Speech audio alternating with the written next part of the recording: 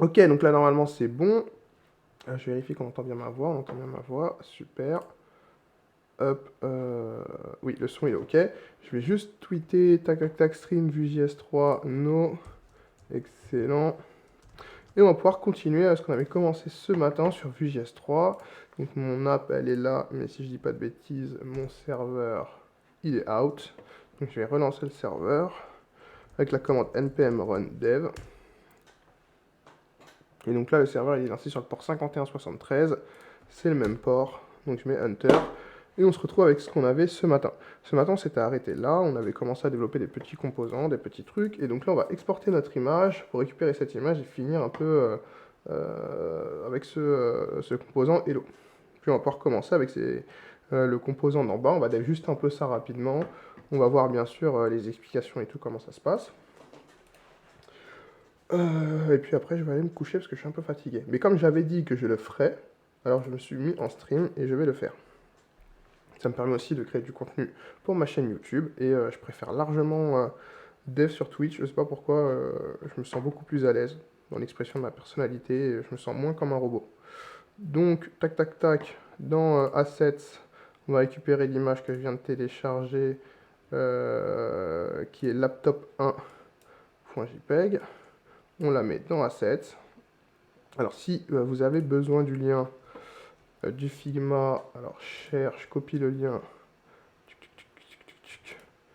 Can view, c'est pas un can edit que je veux. Copy link et je vais le mettre dans le chat Twitch. On va repartir sur Twitch. Tac, et je vais le mettre dans le chat. Comme ça, chacun peut suivre aussi, peut se connecter sur le Figma et suivre en direct le design. Là, je suis en train de tout tuer. Ok. Alors, je vais juste couper mon micro.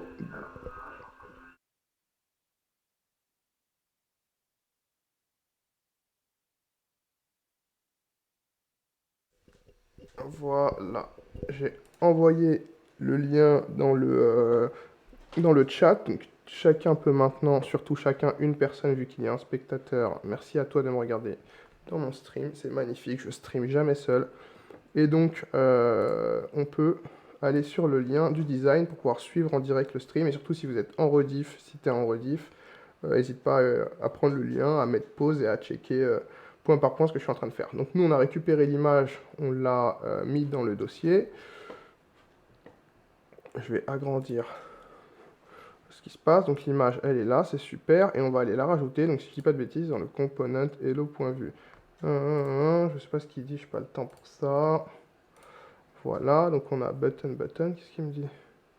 Langue égale TS. Non, j'ai pas de virtual script, not found missing script en TS. Pas du tout, on fait pas de TypeScript. Ok, c'est pas grave, on va laisser couler ça. Et on va mettre notre balise image.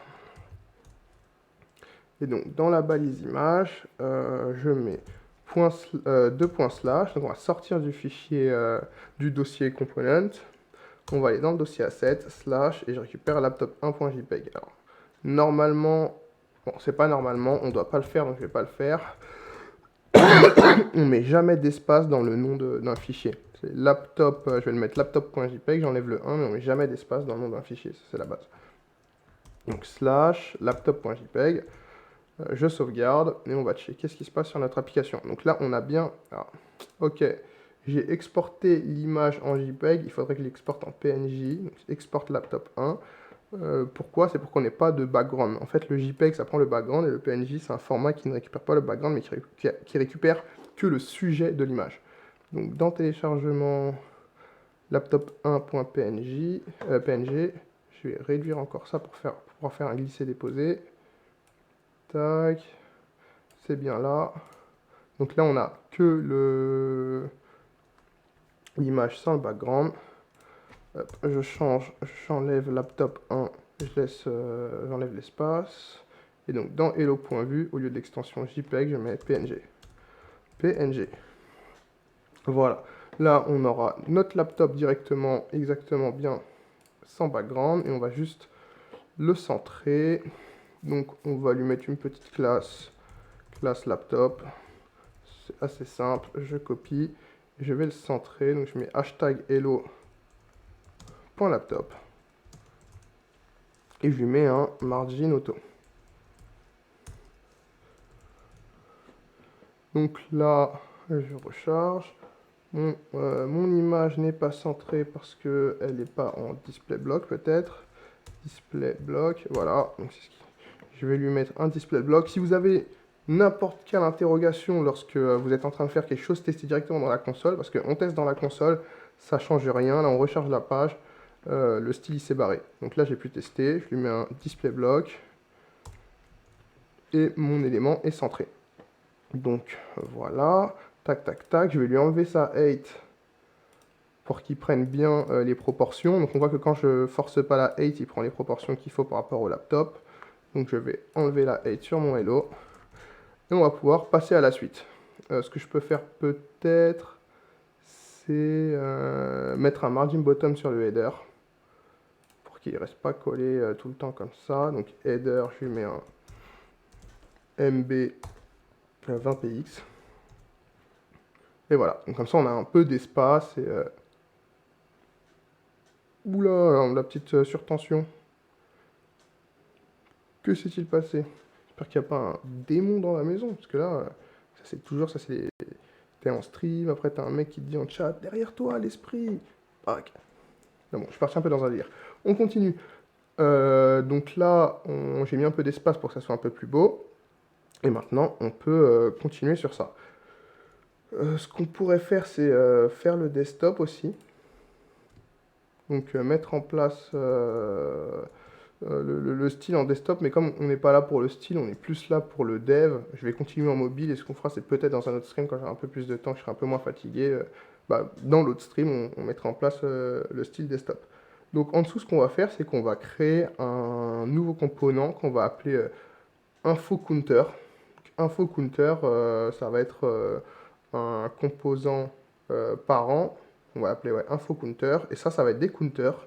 Et des counters, donc ça va être une info de type number, donc qui représente, donc ça représente des nombres, plus de 50 projets, plus de 45 repos GitHub, plus de 5 années d'expérience et plus de 700 abonnés YouTube. N'hésitez pas à aller me follow sur ma chaîne YouTube d'ailleurs, Code avec le chat. Et donc on va faire ça comme ça. Donc dans notre dossier component, on va créer un info counter. .view. Donc toujours la même chose quand on crée notre fichier .view, on a 3 balises, template, une script avec un attribut setup, et un style avec l'attribut scoped. Scoped qui veut dire que le style ne s'applique que sur ce composant là. On va créer une div avec un hashtag, un ID info counter, info counter. Et donc dans cette div, on va pouvoir mettre tous nos counters. Donc on va créer un nouveau composant pareil qu'on va appeler counter. Counter.view avec un C majuscule. Et notre counter.view, c'est la même chose. Donc on va faire quoi? On va prendre le info counter, on va faire commande A, commande C, on va le copier dans le counter et on va juste changer, on va appeler ID counter. Donc là, ça va pas être des ID, ça va pas être un ID, ça va être une classe counter. Pourquoi? Parce qu'il peut y avoir qu'un seul ID. Les conventions dans le HTML CSS, c'est que l'ID c'est pour un seul élément, la classe c'est pour plusieurs éléments. Et donc comme notre counter, il va se dupliquer, il va avoir plusieurs counters, on va se retrouver avec plusieurs counter ID, donc on utilise une classe et pas un ID. Donc comment se compose notre composant counter? Notre composant counter, c'est juste ça, un titre avec un number et un plus, on va tout le temps mettre le plus, et un content.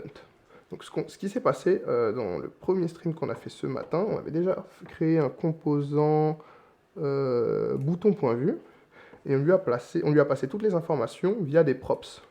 Donc les props, c'est bien pour passer des informations de type propriété, qui vont être vraiment background ou color, en fait des informations qu'on va utiliser dans ce qu'on appelle le contrôleur. Parce que Vue.js, c'est un peu basé sur le modèle MVC comme en PHP, modèle View Controller. Le contrôleur, c'est là où on contrôle les informations, la view, c'est là où on l'affiche, et le modèle, c'est les datas qui viennent. si je dis pas de bêtises. Et donc là, nos data, elles viennent, c'est nos data modèles, donc ils viennent de nos propriétés qu'on va utiliser dans notre script setup. Parce que ce sont des data qu'on va manipuler. Là, on récupère nos data et on les manipule pour les appliquer dans un style qui va créer un background color. Tac, tac, tac. Et on n'a toujours pas utilisé la data color, si je dis pas de bêtises. Voilà, la data color, on l'a pas utilisée. Donc on va l'utiliser directement là, parce qu'on n'avait pas vu, donc virgule, color, deux points, hashtag plus color. Hashtag plus color. Tac, donc je fais commande S, et là on voit que la couleur est noire, et là la couleur est blanche. Donc il a bien pris en compte la propriété. Ça, ce sont des datas qui nous servent vraiment à impacter le composant, mais les datas de type content, on n'est pas obligé de les faire passer par des props. Donc ce qu'on peut faire, c'est qu'on peut supprimer la props qui est là, et utiliser quelque chose qui s'appelle le slot. Slot, si je dis pas de bêtises, donc on va directement aller checker, je crois que c'est l'inverse, template slot, ou slot template. Donc je vais checker slot Vue.js, enfin un petit moment que je peux utiliser les slots. Donc là, on va checker sur la... Tac, tac, tac, non c'est bien ça, voilà. Slot et après template. Donc je mets ma balise slot, et en fait ma balise slot, elle sert à quoi? Elle sert à accueillir du contenu. Le contenu, ce n'est pas une data qu'on va modéliser, qu'on va utiliser. C'est une data qu'on affiche directement dans le template. Et comme on l'affiche directement dans le template, ça peut être intéressant de la garder et de la voir visuellement de comment on l'affiche. Vous allez comprendre directement. Donc je supprime ma propriété content. Je mets mon slot dans mon A. Et donc, quand je me retrouve dans hello.vue, au lieu d'avoir un bouton en balise monofermante, je vais avoir un bouton en double balise, et je vais pouvoir écrire mon contenu dans le bouton. Donc là, le content contact, je le mets là, je mets contact, j'enlève la balise content, voilà. Là, je l'ai mal mis, c'est ici que je dois mettre la balise. Oula, oula, il y a eu un problème. Il y a eu un problème. Tac, tac, tac, voilà. Donc c'est une balise, c'est comme une balise normale. Donc la première balise, elle n'a pas de slash, et la deuxième balise, elle a un slash. Donc j'écris le texte directement dans la balise, et il va se répercuter dans le content. Donc là, j'ai contact. OK, donc là, j'ai mon contact. Et là, je vais mettre mon slot. Pareil. Donc, je fais ma balise fermante. Alors, je ne sais pas pourquoi il interprète tout le temps mal mon VS Code, mais c'est pas grave. Et là, on récupère la string qu'on avait mis dans le content. Et on la met dans la balise. Tac, projet. Et là, on voit que le bouton, il réapparaît. Donc, qu'est-ce qu'on a fait? C'est que dans notre composant bouton, on a défini qu'on avait un slot. Et en fait, ce slot, c'est ce qui permet d'accueillir le contenu. On place le slot ici. Et, le composant, il comprend que ce qu'on mettra dans notre composant comme contenu texte lors de l'initialisation du composant au moment où on va l'écrire, il devra le placer ici. Donc ça s'appelle un système de slot. On peut avoir plusieurs slots. Tac, tac, tac, là je suis sur le site Vue.js 2. Je peux pas passer sur le 3 directement, c'est beaucoup plus intéressant d'utiliser l'API à jour. Slot. Fanny, click me. Voilà. Donc en fait, on crée notre composant. Dans le composant, bah là c'est pareil, il a un bouton, c'est super. Donc là, on crée notre composant. Dans le composant, on lui place un slot. Et au moment où on va écrire le composant, on met le contenu. Et le contenu va réapparaître là où on a mis le slot. Alors, donc là, ils ont un petit exemple. Fanny, click me, bouton, slot. Donc fancy bouton, click me, bouton, slot. Donc dans le slot, il a mis click me. Et donc ça va réapparaître comme ça. On peut avoir plusieurs slots. Alors, je vais voir en mettant des names. Donc si je mets un... il montre pas d'exemple, il montre pas d'exemple, il montre pas d'exemple. Ok, bah je vais le faire directement.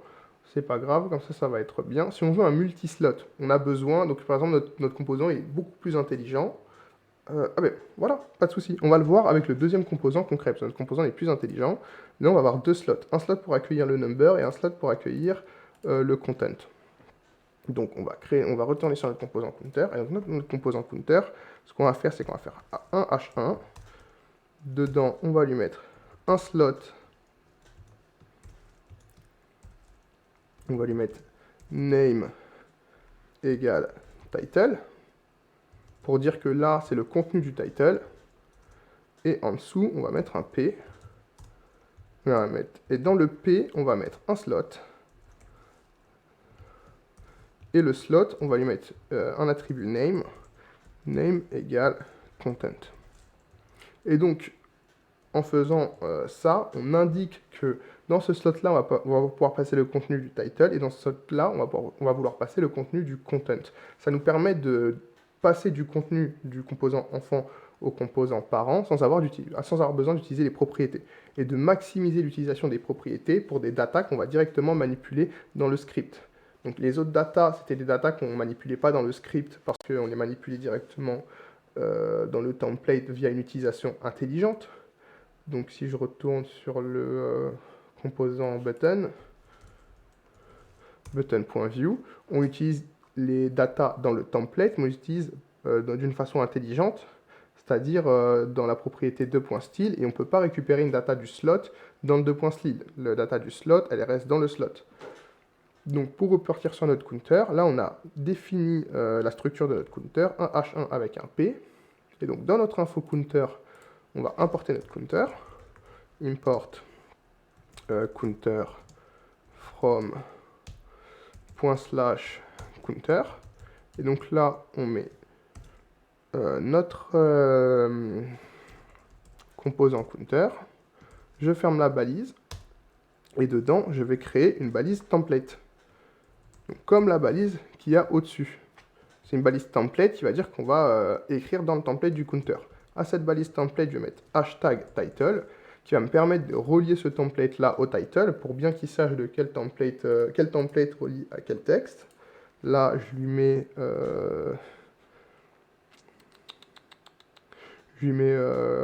un texte 50+, et je vais copier ce texte-là, project completed. Voilà, donc je lui mets 50+. En dessous, je crée un nouveau template que je vais appeler, qu'on va nommer content, qu'on va lier au slot content, et je vais lui mettre le texte qu'il y avait dans le template. Maintenant, je sauvegarde, et quand je reviens sur mon app vite, tac tac tac, rien ne s'affiche parce que le info counter n'est lui-même pas importé dans la home page. Donc notre info counter, on va l'importer en dessous du hello. Import info counter, view, donc lui il comprend direct, moi je vais enlever le view, et en dessous, tac, info counter, ma balise je la ferme, et là on a 50+, project completed.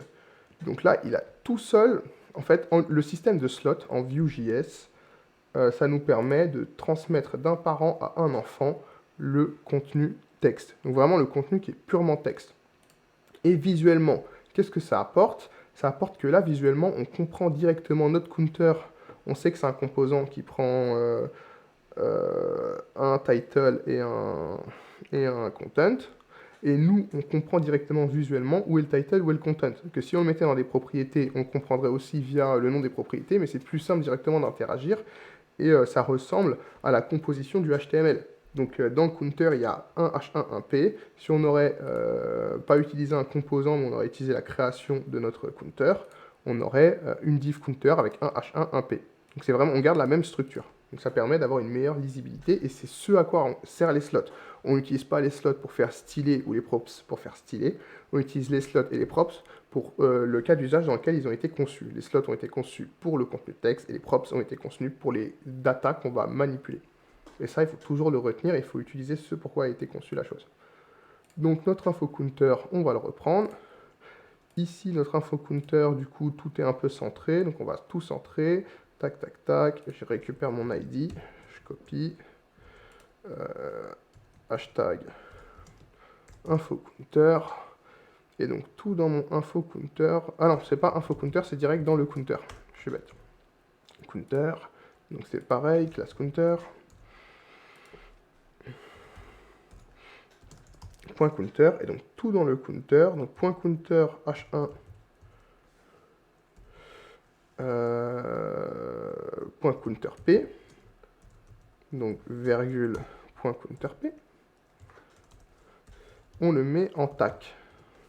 text align center. Tac. Donc voilà, donc là il est en text align center. Mais on va maximiser la width. Donc on prend une width, là il y a une width de combien? Inspect, tac, tac, tac, width de 80. Donc dans le point counter, width 80. Je sais pas c'est qui est en train de checker le live depuis tout à l'heure, mais n'hésite pas à parler, à poser des questions si tu as besoin ou quoi qu'est-ce.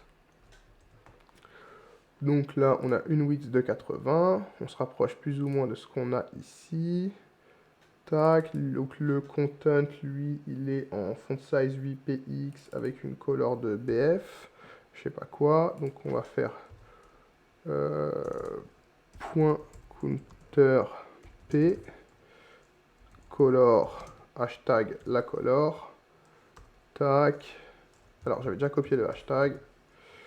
Et font size 8px, f16 de point 8px.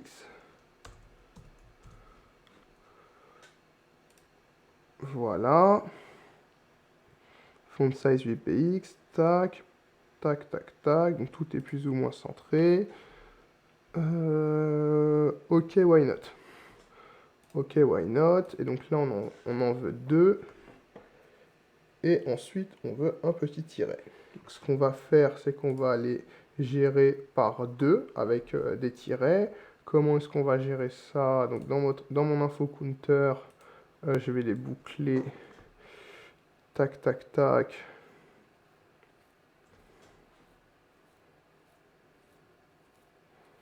Alors là, on les gère par 2 et en desktop, il les gère directement tous. Là, je sais pas. Donc là, il y a un trait entre les deux. Apparemment, la gestion elle est un peu différente. Donc là, c'est des lots de 2. Est-ce qu'on va faire 2 styles? On va pas se prendre la tête, on va faire d'abord en mobile, et puis on verra comment on le réadapte en desktop. Donc, counter, je vais le copier, je vais le mettre là.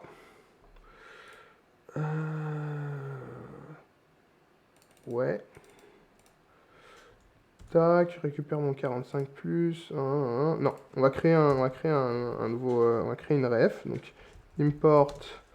On va créer une ref. Import ref from ref.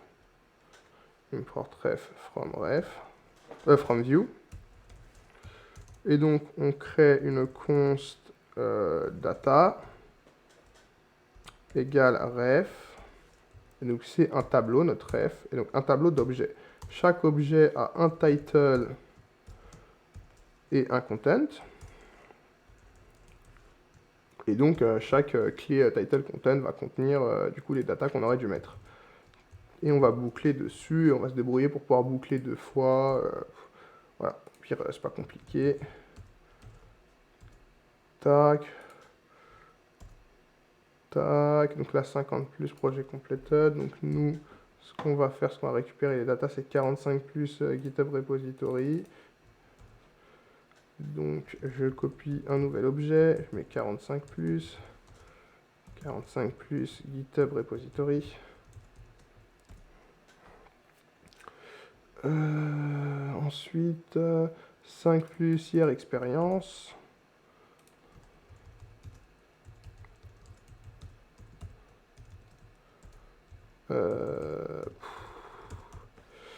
Hier expérience. Et on a plus 700 YouTube subscribers, si je dis pas de bêtises. 700 plus YouTube subscribers. Excellent. Et donc là, on va enlever notre deuxième counter. On va faire un v-for. v-for égale, donc le v-for, on rappelle que c'est une façon de boucler dans le template sur des éléments de notre setup. On met dans la première parenthèse le nom du tour qu'on va donner. Donc le tour, on va l'appeler counter. Et après, on spécifie in dans quel tableau. Donc in data, donc c'est counter in data. On peut même l'appeler counters, du coup. C'est pas les data. Donc counters. Au lieu de l'appeler data, on va l'appeler counters. Voilà. Et toujours avec le v-for, moi ce que je préconise dans la boucle, on rajoute un index qui est le numéro de tour de boucle qui commence par 0 sur lequel on est. Donc ça va faire 0, 1, 2, 3. Et le vFor marche toujours avec une key, parce qu'on doit identifier ce qui va être créé via le vFor par une clé unique. Et donc la key, ça va être index. Ensuite, dans notre template, on va mettre counter.title et counter.content. Counter.title et tac, counter.content. C'est comme ça qu'on fait du Vue.js. Tac, et donc là, on a tous nos composants qui ont été dupliqués. Et voilà, on l'a fait proprement.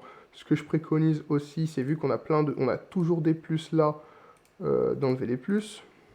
Ça sert à rien de les garder. On peut directement les mettre dans le tour de boucle. Vous allez voir. Là, je sauvegarde, j'ai plus de plus. Et là, à côté de mon title, rajoute un plus. Et le plus va réapparaître à chaque endroit. Je vais enlever l'espace. Voilà. Donc pourquoi j'ai préféré le faire comme ça? C'est parce qu'au lieu d'avoir 4 fois plus, je l'ai qu'une seule fois. Et quand on a un développeur, on essaye de minimiser la duplication de code et de maximiser l'utilisation qu'une seule fois. D'où les outils comme le vFor qui nous permet de boucler au lieu d'écrire 4 fois nos counters. Et aussi d'avoir une meilleure manipulation sur le nombre de composants qu'on veut, parce que si je rajoute plusieurs objets, on voit tous les counters qui se dupliquent, ça permet d'avoir plus de flexibilité dans le développement de notre code. Au lieu à chaque fois de tout recoder, de rajouter, de dupliquer, on a juste à enlever une fois ou deux un objet dans le tableau qu'on utilise pour boucler dans le template, et on rajoute ou delete un de nos composants. Donc maintenant, on va continuer. Tac, tac, tac. Ce qu'on va faire, c'est que au-dessus, on va toujours mettre... ah oui, donc là, c'est par 2. Donc là, c'est par 2. Donc comment je vais faire? Tac, tac, tac, tac, tac. Ce que je vais faire, c'est que je vais créer une div, du coup. Div. On va mettre le counter dans la div. Et on va mettre le vFor sur la div et pas dans le counter. Pourquoi? Parce que ça va pouvoir nous permettre de créer le petit trait au-dessus et de le dupliquer avec. Donc je vais faire une autre div dedans. Div classe égale separator. Donc le separator, ça va être le petit trait au-dessus. Tac, tac, tac. Donc dans mon style qui est scoped, je vais mettre point separator. Hashtag infocounter.separator.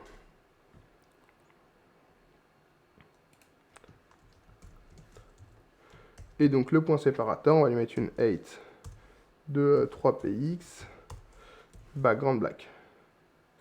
BG, voilà, 0, 0, 0, on va voir ce que ça donne. Tac, tac, tac. Il n'est pas apparu. Pourquoi il n'est pas apparu? Hashtag infocount, c'est infocounter. Donc il manque un R, et voilà. Donc là, on a nos séparators. Maintenant, le séparateur, ce qu'il faut faire, c'est récupérer le bon code couleur. Et donc là, la border, elle est de 3px. Donc ça me paraît ok. Par contre, le code couleur, il n'est pas bon. Et voilà. Donc là, on l'a en gris. Sauf que on l'a... tac, tac, tac. Pourquoi il est en dessous déjà? Il ne devrait pas être au-dessus. Ah, il doit être là, mais on ne le voit pas. Ok. Donc ce qu'on va faire, c'est... info counter, je vais lui mettre un margin top, juste comme ça. Normalement, je pense pas que je devrais le placer là, mais... Si, ouais, quoique margin top. En fait, ouais, non, moi ça me gêne de mettre un margin top tout le temps sur chaque composant.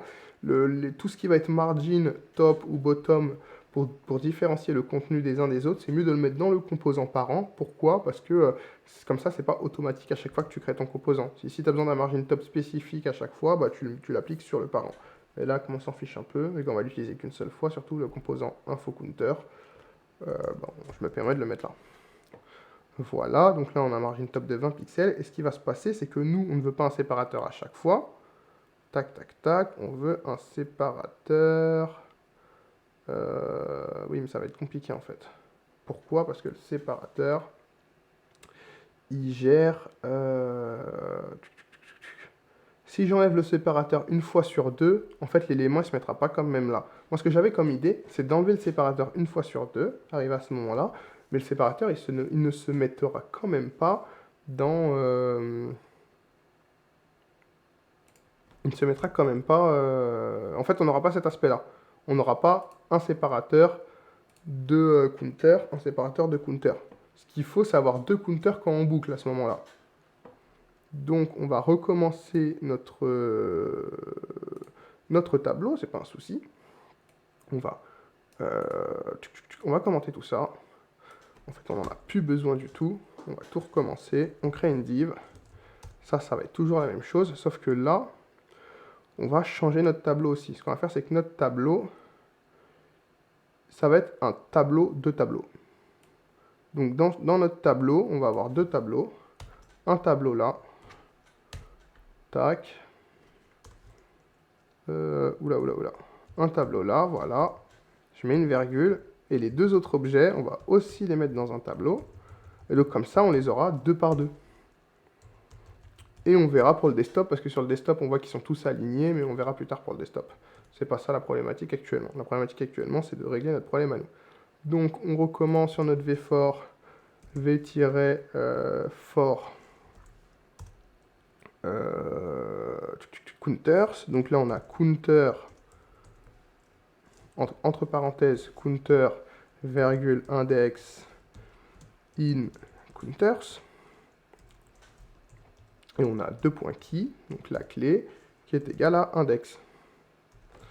À ce moment-là, notre tour de boucle, c'est un tableau. Donc notre counter, c'est un tableau de counter.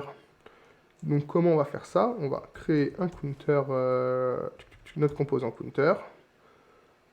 On a dit que c'était une balise ouverte avec deux templates, si je ne dis pas de bêtises. Template, hashtag title et template hashtag content. Et on va en créer deux par session. Et donc il y en a un, il aura counter 0.title. Donc on ouvre nos accolades, on met counter. Donc counter c'est un tableau, on récupère le premier item, donc l'item qui a l'index 0, counter index 0.title. Et on fait la même chose pour le content. Voilà.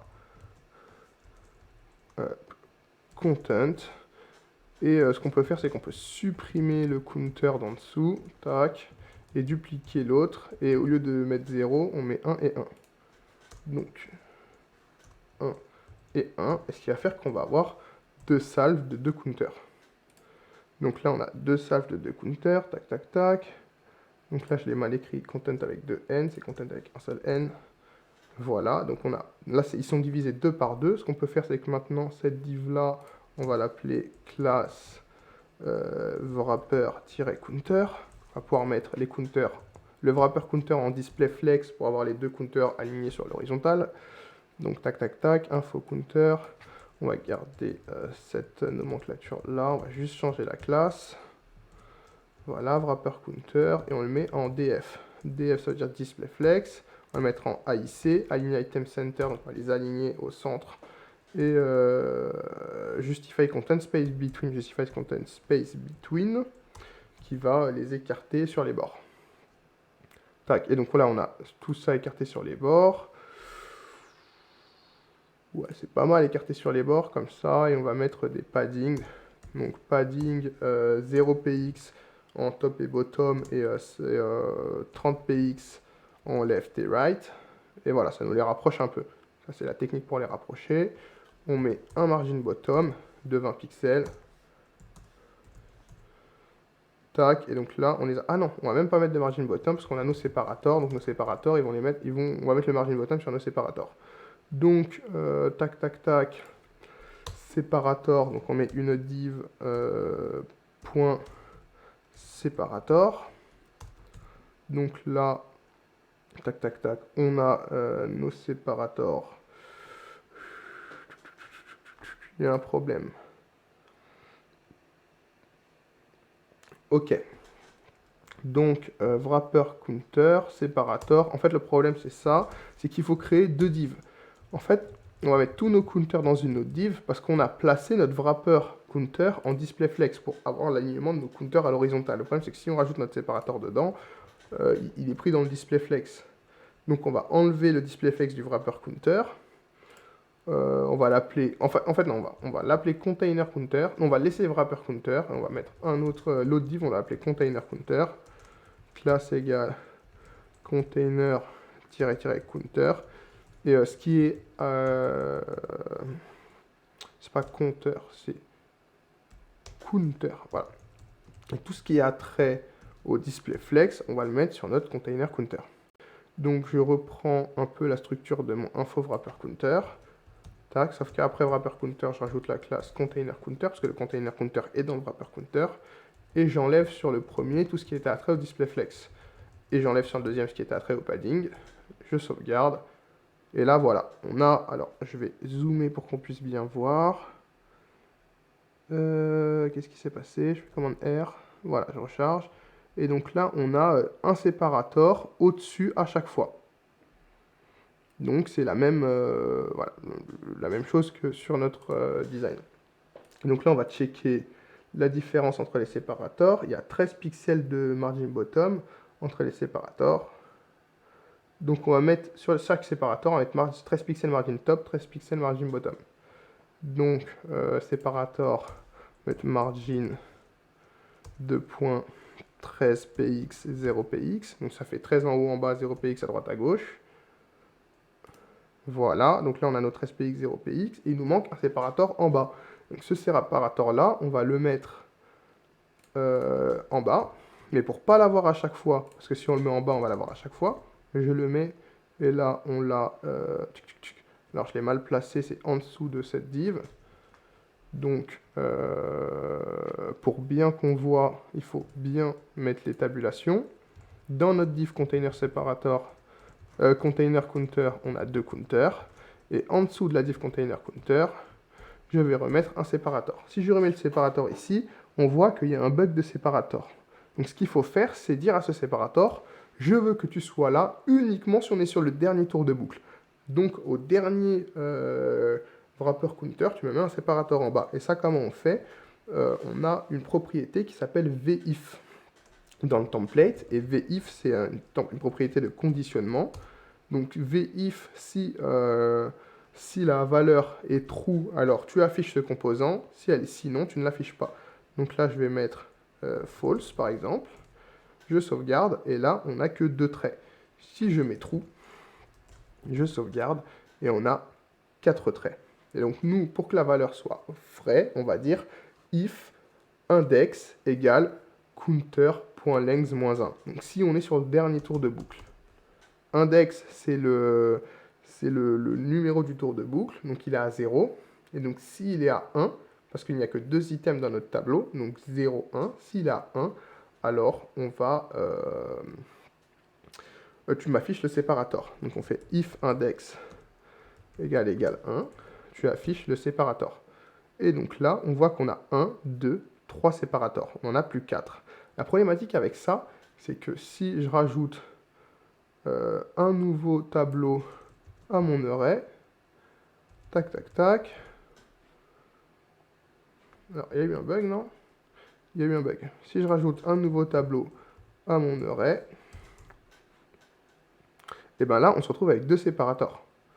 Parce que j'ai dit, quand le tour de boucle est égal à 1, tu me rajoutes un séparateur. Donc pour dynamiser le 1, pour qu'il se mette à jour, pour qu'on utilise vraiment le dernier, que ça se mette tout le temps au dernier, ce qu'on fait, c'est qu'on récupère notre tableau counters, et on lui dit égale counters.length, donc la taille du counters. Donc le counters là, il a 3 items, donc il a une taille de 3, moins 1. Pourquoi moins 1? Parce que l'itération commence à 0, donc le premier objet c'est 0, le deuxième c'est 1 et le troisième c'est 2. La length, elle dit qu'on a 3 items. Donc nous, à chaque fois, on va être en retard, donc on enlève de 1, parce que la length, elle commence à 1, alors que les tours de boucle, ils commencent à 0. Donc on met counter.length moins 1. Et donc à ce moment-là, quel que soit le nombre de child component, de composants enfants qu'on va pouvoir créer grâce au vFor dans notre array. Donc là, j'en crée un autre encore. Tac. Le séparateur ne sera vrai. Le séparateur du bas ne sera vrai que sur le composant, le dernier composant. Et donc là, on voit que le séparateur du bas, il n'est que sur le dernier composant. Donc c'est comme ça qu'on fait du Vue.js. Là, j'ai utilisé ce qu'on appelle le VIF, la directive VIF. On va aller checker un peu VIF, Vue 3, si ça chauffe quelqu'un, conditional rendering. Donc c'est le conditional rendering dans le template. Tac, tac, tac, VIF. La directive VIF est utilisée pour conditionner le rendu des blocs. Les blocs sont tout le temps rendus si l'expression de la directive retourne une valeur vraie. Donc VIF awesome, si awesome est true, tu me renvoies, tu m'affiches le H1, view is awesome. VElse, c'est pour le reste. C'est-à-dire que si tu mets un VIF, si c'est vrai, on affiche la condition. Si c'est faux, on affiche ce qu'il y aura avec le VElse. Donc là, clique, si tu cliques, tu auras soit juste view is awesome, soit oh no. Tu n'auras jamais les deux en même temps. Donc là, on clique, voilà, on a soit l'un, soit l'autre. Pourquoi? Parce que le clic change la valeur de awesome. On voit que quand tu cliques, awesome égale différent de awesome. Et on peut avoir VSIF, si on veut avoir plusieurs conditions de templating, avec VIF, VLSIF, VLSIF, VLSIF, et le dernier, un VElse, qui va clôturer. On a aussi quelque chose qui est le VShow, qui est la même chose que le VIF, sauf qu'au lieu de le... au lieu de le créer ou de ne pas le créer, le VShow crée à chaque fois l'élément, mais le met en display none. Si je dis pas de bêtises, donc on va regarder container counter, tac, tac, tac, tac, tac, tac, séparateur, voilà, on voit que notre séparateur, il est là, il est créé, mais il est en display none. Donc la différence entre le VIF et le VShow, c'est que le VIF ne crée pas du tout la div, ne crée pas du tout l'élément, alors que le VShow, lui, va le créer, mais le placer en display none. Nous, on va préférer le VIF parce que... VShow, je ne sais pas trop dans quelles conditions on en a besoin en vrai. Si peut-être on a envie de le garder. On a envie de le garder, mais pour X ou Y raison, parce que je sais pas, on veut pas que la page recharge le composant, parce que on injecte le composant avec le VIF, alors que dans le VShow on ne l'injecte pas, vu qu'il est déjà là, il est juste caché via un display none. Mais personnellement, j'utilise vraiment que le VIF. Donc là, on a vu comment dupliquer ça. Je vais enlever les objets en trop. Tac, tac, tac, tac, tac, tac. Voilà. Donc là, normalement, on a deux tableaux. Un tableau, deux tableaux. J'enlève la dernière virgule. Et on est arrivé à là. On a créé notre petit composant info counters. Et la prochaine fois, on créera notre composant a bit more info. Donc c'est un composant un peu info. Est-ce que ça vaut vraiment le coup de le créer, ce composant-là? Excuse-moi, j'allais dire excusez-moi. Mais excuse-moi, vu que tu es tout seul. Oui, bon, allez, on peut le faire juste pour dev, voilà, pour faire un peu de stream, dev le stream, mais il n'y a pas beaucoup de Vue.js à faire dans le sens où ça, c'est du HTML, un H1, DP. Donc, ce qu'on peut faire, c'est peut-être le skills, on va réutiliser le VFOR et faire en sorte qu'on aura un tableau avec plusieurs skills. À chaque fois qu'on rajoute un kill, ça peut l'enlever. Ça va vraiment être que de la répétition. Là, on aura un VFOR. Là, on a un formulaire, je vois pas trop à quoi il sert. A bit about me, voilà, là, on va avoir un H1. On a à part là où on peut réutiliser le VFOR, on n'a rien qui est intrinsèquement lié à Vue.js. Donc je ne sais pas si c'est vraiment intéressant de le faire. Là, ce qu'on a pu voir, ce qui est déjà bien, c'est qu'on a créé 1, 2, 3, 4, 5 composants. On a créé 5 composants. On a utilisé un composant avec des props. On lui a placé deux propriétés, background et color, et on a utilisé un slot pour lui passer du content. On a vu la différence entre les datas qu'on passe en termes de propriétés et en termes de slots. Je rappelle, les slots, c'est pour les datas de type content qu'on va directement afficher dans le template, alors que les propriétés, c'est pour les datas qu'on va utiliser, qu'on va modéliser, qu'on va utiliser pour affecter sur le comportement d'autres composants. Typiquement, là, on a le background et la color. On a un composant counter, on a deux slots, donc on a réutilisé les slots. Le composant header, qui est le premier composant qu'on a fait, qui est assez sympa. Qui est un composant somme toute classique. On a utilisé un VFOR, je le vois ici quand même. On a utilisé deux points classes, donc on a vu l'utilisation des classes dynamiques dans le template. On a utilisé la directive click, donc l'événement click, @click quand on clique, Notre menu burger s'ouvre et se ferme. Pour rappel, on va réutiliser. Ok, on voit que nos boutons, en plus, ils sont par-dessus. On s'en fiche un peu, hein. C'est pas grave. Tac, tac, tac, tac, tac. Donc là, on a un petit V fort. Hello.vue, le placement de composants. Donc, somme toute, des choses, somme toute, très classiques. Info counter, on a vu des slots dans le composant et le VIF et le VFOR. Et on a vu la mise en place d'un routeur. Donc sur une application Vue.js, pour avoir plusieurs pages. Donc là, on est sur la home et on peut faire /about. Et on arrive sur la page about. Et on voit qu'on garde notre header. Parce que le header est en dehors du routeur Vue. Le header, il est là. Et c'est ce qui est mis à jour, c'est les composants qui sont dans le routeur Vue. Tac, tac, tac. Donc si on va sur le Vue DevTools, donc on voit qu'on a notre composant app. Notre composant app, on a le header. Et en dessous, on a le routeur Vue qui affiche le about. Et là, si j'enlève le about, je mets juste rien. Tac, on voit qu'il nous affiche la home. Et dans la home, on a hello et info counter. Et donc voilà comment se compose. Là, on peut bien voir la composition d'un site. Notre application app, l'application. Là, on a le header. En dessous, on a notre routeur Vue. Notre routeur Vue nous affiche la home. Dans la home, on a deux composants, hello et info counter. Et là, ça nous permet vraiment de voir la décomposition du site via les composants et non plus dans un instant de page web. Si demain, je ne sais pas, pour X ou Y raison, j'utilise un VIF sur ça, ou par exemple, voilà, ça c'est super. Quand je change About, en fait, là on va vraiment voir la puissance des frameworks component friendly. C'est que quand je passe sur la page About, mon header, il n'est pas rechargé. Je ne sais pas si vous le voyez, mais en fait, le header, il n'est pas rechargé. On fake, en fait, parce qu'on ne change pas vraiment de route, en fait. On fake le routeur. Le routeur, il est faké. En fait, c'est un faux routeur. Et là, j'ai mis /header, c'est /about, je suis bête. Le routeur, il est faké. Et en fait, ce qui se passe, c'est que l'application, elle garde le header parce qu'elle comprend que le header, il va toujours être monté. Et elle démonte, donc elle démonte les composants qui sont en dessous et elle réinjecte des nouveaux composants. Et elle remonte des nouveaux composants. Donc, voilà. On n'a pas vu énormément de choses pour... Enfin, on n'a pas vu énormément de choses, on a vu 2-3 petites choses, mais on n'a pas vu ce qui sont les life cycles. Non, c'est plutôt life cycle Vue.js 3. C'est la même chose en Vue.js 2 ou 3, mais comme ça on a la dernière API. Donc les life cycles, c'est des méthodes où on va pouvoir injecter et utiliser du JavaScript au moment du cycle de vie d'un composant. Il faut savoir que les composants, ils ont un cycle de vie. Il y a created, au moment où il est créé, mounted, le moment où il est monté, updated, le moment où on le met à jour. Donc typiquement, qu'est-ce que c'est un updated de composant? Je ne sais pas si je vais pouvoir le faire là. Peut-être. Qui sait? Directement dans Vue DevTools.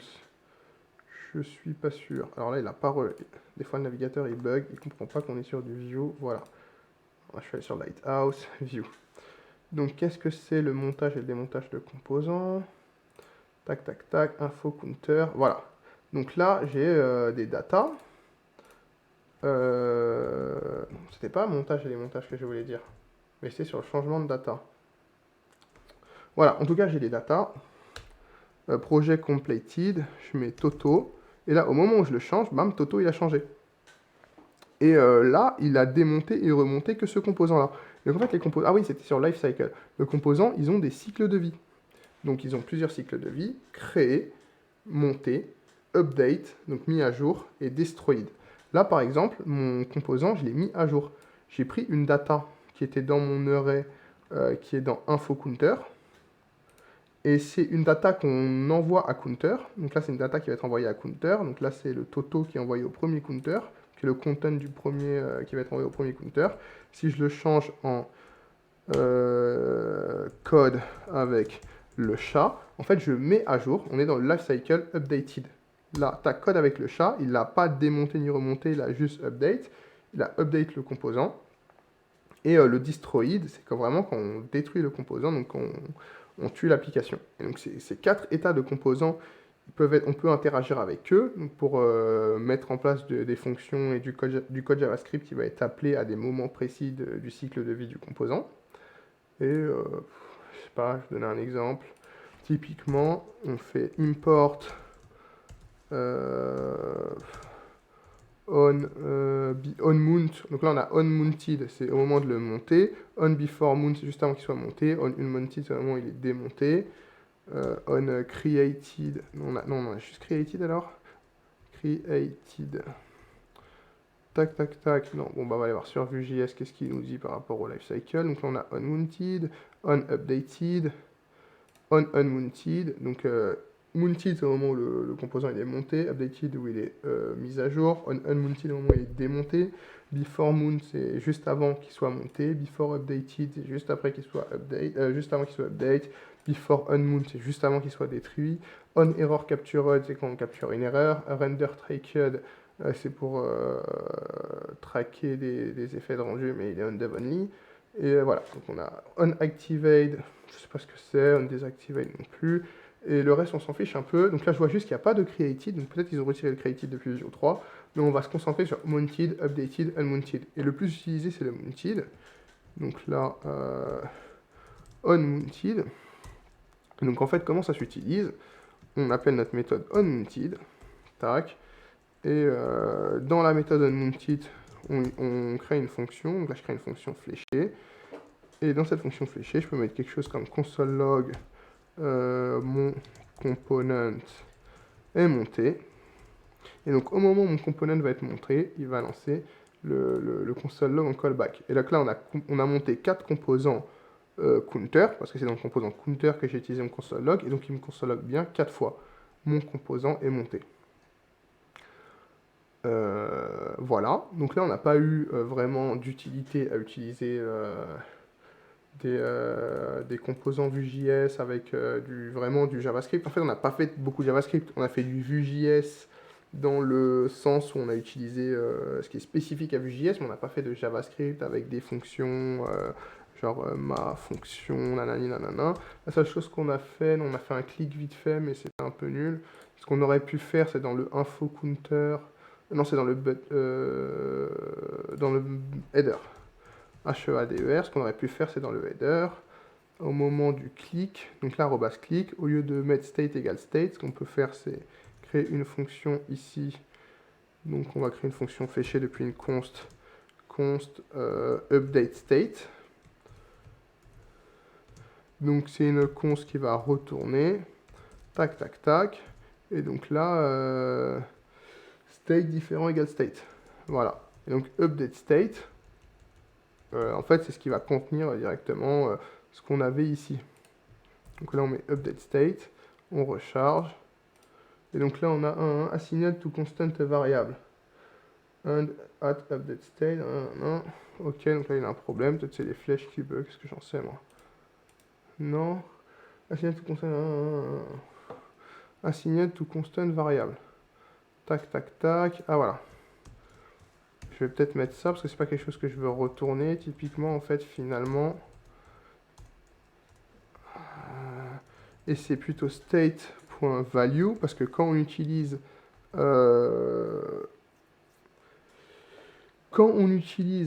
quand on veut changer la valeur d'une référence, on n'appelle pas directement le nom de la référence, c'est référence.value. Donc voilà, update state. Tac, tac, tac. À mon avis, ça c'est bon. V. Je sais pas pourquoi il me dit ouais, constante, nanani, il n'a jamais fait cette histoire lui.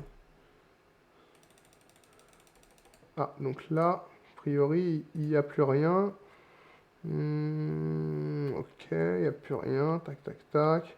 Je vais juste mettre un log pour voir s'il log quelque chose. Log Toto. S'il me log Toto, c'est que c'est ok. Voilà, donc là, il me log bien Toto. Et donc, maintenant, je vais log state pour voir qu'est-ce qu'il me dit.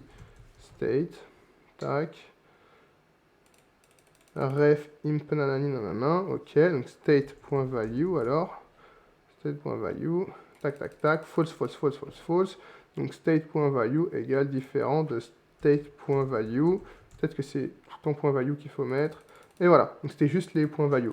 Donc quand on fait appel à la valeur d'une référence dans le script, bien sûr, on met tout le temps point .value. Quand c'est dans le template, on n'a pas besoin, on peut juste mettre state. Comme on l'a vu là, où on met juste state, on n'est pas state.value. Même si je pense que quand on met point .value, ça peut fonctionner. Je vais tester. Non, voilà, ça fonctionne même pas. Il faut vraiment mettre dans le template, on met state. Donc on met le nom de la constante, mais quand on est dans le script, on doit utiliser point .value. Et donc là, pourquoi j'ai exporté update state depuis une méthode dans le template. Donc là, ce qu'on peut faire, c'est enlever directement ça et lui faire ça. Donc là, tu me returnes ça. Normalement, ça fonctionne. Hein. Bah oui, ça fonctionne directement comme ça. Ça permet d'avoir du sucre syntaxique. Enfin, c'est directement, c'est plus rapide. C'est inline en fait. Inline, update state, qu'est-ce que ça fait? State.value égale différent de state.value. Pas besoin de mettre des crochets et tout. Voilà, ça c'est inline. Je l'ai fait, ça c'est vraiment pour la fame, hein. Si on l'a fait, c'est pour la fame, parce que normalement en direct, c'est même peut-être mieux de le mettre directement dans le template. Ça dépend des philosophies. Est-ce que je peux avoir le nom de la fonction pour savoir ce que ça fait? Parce que si on le met directement dans le template, on peut passer outre. Alors que là, dans le template, on a update state, on clique, update state est égal à state.value, switch-moi state.value. Et ce qu'on fait, c'est que la const, on la met à côté de la variable, à côté de la ref, et c'est comme ça qu'on découpe notre code. Donc ça, c'est la façon de découper son code dans l'API composition. C'est qu'avant, dans l'API option, tout était trié par type de valeur, donc les refs avec les refs, les fonctions avec les fonctions, et tout ce qui était la même chose avec. Et là, l'API composition nous permet de composer notre code comme on veut. Et du coup, là, je crée ma const state, et la méthode qui va update cette state, je la mets juste en dessous. Comme ça, le code qui est lié à ce qu'il fait, donc à la fonction d'usage, est tout le temps à côté, et non plus au type de data. Voilà, donc là, ça devait être un petit stream. Ça a fini par un stream de 56 minutes. C'est plutôt sympa. Merci aux viewers de m'avoir regardé. Pas merci de ne pas m'avoir parlé. Eh oui, mon pote, c'est bien de regarder, c'est mieux de parler quand même. Il y a le chat, le S. Qu'est-ce qui se passe? Il y a le chat, tu parles pas. C'est dommage. C'est dommage, mais c'est pas grave, ça sera peut-être pour la prochaine. Moi, j'ai pas streamé tout seul, c'est sympa. Donc on se retrouve pour un prochain stream. On refera du Vue.js, même si je trouve pas super intéressant de continuer sur ça. Franchement, je trouve pas intéressant de continuer sur ça. Je préfère me dire, je reprends un nouveau truc. Voilà, on a fait ce qu'on avait à faire avec ce design-là. Je reprends un nouveau truc qui va être plus complexe, qui va être moins design, que j'intègre dans la même série. On va revoir Vue.js, on recrée un nouveau projet, et je sais pas, on peut utiliser une API peut-être. On a l'API JSON Placeholder qui est pas mal. On utilise cette API. Typiquement, cette API, elle peut me permettre de récupérer des datas. Je sais pas, j'ai des postes. Maintenant qu'on a vu un truc un peu stylé avec de l'intégration, on peut prendre ça, récupérer les datas de ces postes-là, et c'est d'afficher les postes, je sais pas, selon le user. Donc là, on a user ID 1, user ID 2, user ID 3. Nous, ce qu'on fait, c'est qu'on chope les users qui sont là. Donc on affiche le nom du user là, et en dessous, on affiche tous les postes qui sont liés à ce user-là. Juste pour tester, ça nous fait en même temps le check le get de data API, et en même temps on réutilise un peu ce qu'on a en Vue.js avec des composants, on fait un truc qui n'est pas du tout stylé, mais qui est un peu dégueu en termes de visuel, mais qui en termes de technique, là, va nous mettre un peu dans les fonctions, dans le call des API, parce que là on va call des data. Ça c'est JSON placeholder, c'est de la data. En fait cette data-là, via un call API, on peut la récupérer. On peut faire le test, allez là vite fait. Pour la fame, pour se faire kiffer, je le fais dans le home.vue. Voilà, dans le home.vue, je fais import onMounted, on a dit. onMounted, voilà. Et donc dans le onMounted, je vais faire un appel fetch. onMounted, j'ouvre la méthode onMounted. Dans cette méthode-là, je mets ça. En fait, je crée une fonction. Ce qu'on peut faire, c'est un appel fetch. Et donc, en fait, l'appel fetch, c'est quoi? Je mets le lien que l'API me donne. Donc, typiquement, on récupère le lien post. On va faire un get. C'est-à-dire qu'on va get l'API, on va récupérer des datas de l'API. Tac, tac, tac. Le lien post, c'est quoi? Moi, je clique dessus. Donc, c'est le nom de l'API plus le lien. Il m'a pas mis les HTTP. Je récupère l'HTTP. Voilà. Tac, je fais ça. Point fetch. En dessous du fetch, je ouvre un point zen. Dans mon point zen, je vais retourner Je vais récupérer la réponse. Donc on récupère quelque chose qui s'appelle une réponse. Et je fais response.json. Ça, je l'ai déjà expliqué dans un live, mais au pire, je le referai dans le prochain live. C'est juste pour montrer là. Tac. Et dans l'autre point zen, je récupère ma réponse, mais que je vais appeler data cette fois-ci, puisque comme je l'aurais mis au format JSON, ça sera de la data. Et je vais log ma data, log data. Et donc là, tac, je vais dans ma home.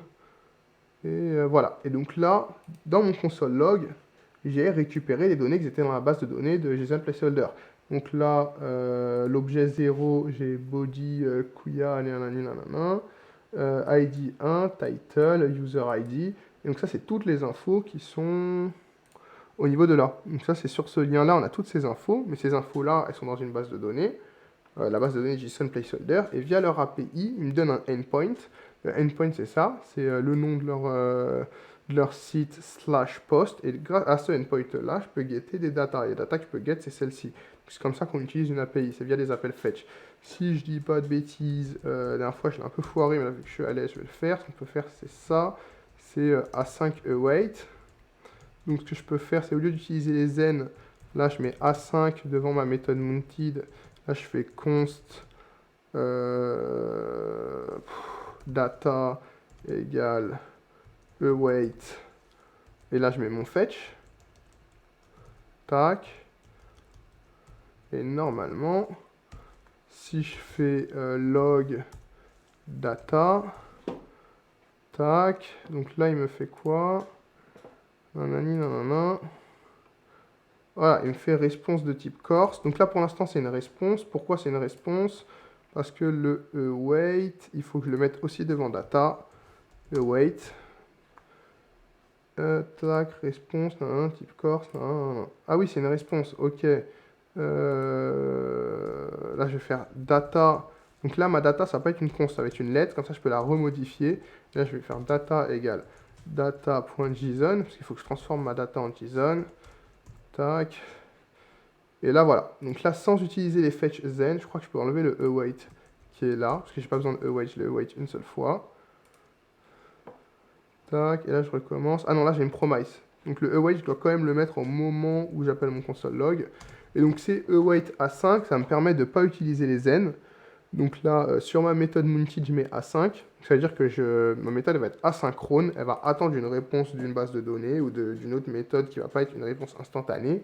Et je mets des await là où j'ai besoin d'attendre. Donc là, await au moment du fetch, ça veut dire que mon data, il attend la réponse du fetch. Et await au moment où je l'appelle, c'est-à-dire que mon data, c'est quelque chose qui attend une réponse. Donc je dois attendre que la réponse arrive avant d'utiliser mon console log et du coup d'afficher les informations. Et là, entre-temps, j'ai mis un data.json pour le transformer en JSON, parce que c'est un JSON qu'on voulait. Et ce que j'aimerais tester, je crois que j'avais déjà testé dans un autre live, c'est ça, c'est mettre le JSON directement par-dessus, mais je crois que ça n'avait pas fonctionné. Je sais plus pourquoi. Voilà, ouais, ça me fait un bug. Ouais, moi, je pensais vraiment que je pouvais le faire, mais on ne peut pas le faire, c'est pas grave. Donc là, ça nous permet de ne pas utiliser les zen. Pourquoi c'est quoi le problème avec les zen? C'est que le problème avec les zen, c'est on doit passer par le zen déjà. Et on peut interagir que dans le zen. C'est-à-dire que là, si je fais console log data, ça va pas marcher en dessous du zen. Là, je commente tout ça. Je fais log data. Là, j'enlève le log data qu'il y a dans le zen. Et il va faire une erreur. Data is not defined. Parce que le data, il est défini dans le contexte du zen. On voit qu'on l'attrape dans le zen. Alors que si mon fetch, mon appel de mon call API, je le mets dans une variable, je peux l'utiliser dans tout mon mounted. J'ai juste à mettre un await là où je vais l'utiliser. Console log data, je mets juste un await et au moment où... Et je peux l'utiliser n'importe où. Puis j'ai pas besoin d'attendre le contexte du zen. On s'en fiche un peu en vrai. C'était pas du tout ce pourquoi on était aujourd'hui. Aujourd'hui, c'est pour faire du Vue.js. La prochaine fois, on fera du Vue.js en récupérant les datas des posts. On essaiera de faire un truc, récupérer le post. Quand on a le post, qu'on peut faire, c'est peut-être afficher. Ce qu'on fera, c'est qu'on affichera selon... Bon, on essaiera de faire des trucs. En tout cas, je penserai à un truc pour qu'on puisse utiliser des fonctions, parce que là, on n'a pas du tout utilisé de fonctions. On a juste vu des trucs du template, et c'est plus intéressant d'utiliser des fonctions pour vraiment faire du JavaScript. Parce que là, on a fait un peu du Vue, SPView, On n'a pas fait du JS, du JavaScript, on n'a pas fait de développement, de méthodes, de fonctions, de récupération de données, de modélisation de données, et ça, on pourrait le faire. Merci au viewer qui m'a regardé, qui m'a pas chatté, c'est pas grave, on se chatte la prochaine fois. C'était le chat de la chaîne Code avec le chat, développeur front-end freelance. Viens me follow sur mes réseaux, Twitter, le chat code-YTB et ma chaîne YouTube Code avec le chat où il y aura les rediffusions de mes streams. On se retrouve dans un prochain stream ou une prochaine vidéo. C'était le chat de la chaîne Code avec le chat.